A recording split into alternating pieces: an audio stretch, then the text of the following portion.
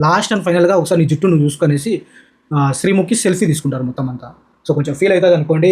Cutting అయితే చేపించుకుంటారబ్బా! Cutting చేపించుకునింది ఒక ఎత్తైతే cutting చేపించుకున్న తర్వాత తనేం ఫీల్ అయిందో తెలుసా? అంటే బాధ వల్లే బాధని లేదు ఆమెకైతే. అబ్బా! నేను చూడ్డానికి అచ్చం మా అమ్మలాగా ఉన్నాననేసి హ్యాపీగా ఫీల్ అయితది. ఆడొక ఎమోషను. అంటే వాళ్ళమ్మ కటింగ్ అదే గుండు చేపించుకుంటారు కదా మామూలుగా. గుండు చేసుకొని కొంచెం పెరుగుంటారు కదా! సేమ్ మా అమ్మలాగా ఉన్నా అనేసి ఆడ ఎమోషన్. అసలు బాధ అంటే జుట్టు పోయింది అనేసి బాధ లేదు. తనకి హ్యాపీ. ఎందుకంటే తనలో తాను వాళ్ళ అమ్మని చూసుకునింది. ఒరేయ్ నాయనా! గ్రేట్ అబ్బా!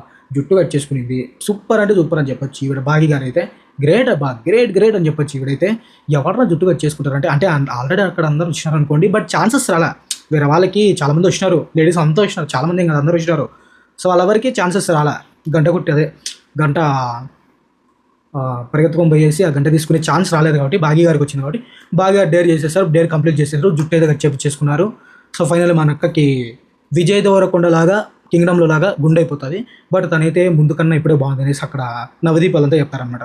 ముందు కన్నా హెయిర్ స్టైల్‌లోనే బాగున్నారు. అంటే మనకు అక్కడ కామెడీ అనమాట. ఎట్లా అమ్మా నాయనా నాకు జుట్టు జడేసుకునే పంచాయతీ ఏముండదు. రేపు అబ్బాయిలాగా నేను కూడా దూకొని వచ్చేస్తా అన్నట్టు మనక్క తెలిసిందే కదా సామి. మన అక్క ఫుల్లు కామెడీ అనమాట.